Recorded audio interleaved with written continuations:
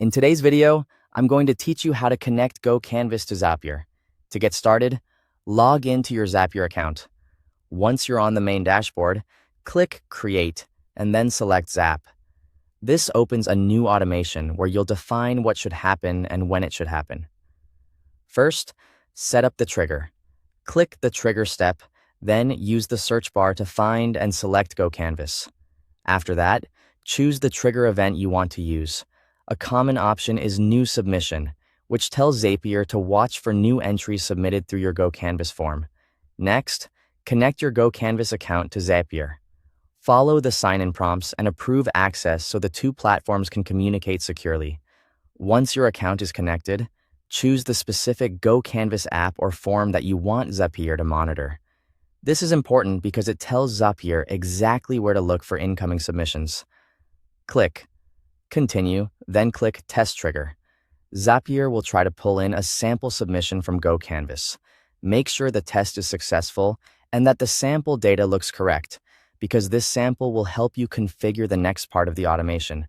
When everything looks good, click Continue again. Now it's time to set up the action. Click the action step, search for Google Sheets, and select it as your action app. For the action event, choose Create Spreadsheet Row. This means that every time a new GoCanvas submission comes in, Zapier will add a new row to your spreadsheet automatically. Connect your Google Sheets account and allow Zapier access if prompted. Then choose the spreadsheet and the specific worksheet where you want the submission data to be stored.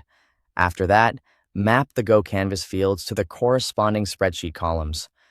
Take your time here and make sure each form field matches the correct column, since this determines how your data will appear in the sheet.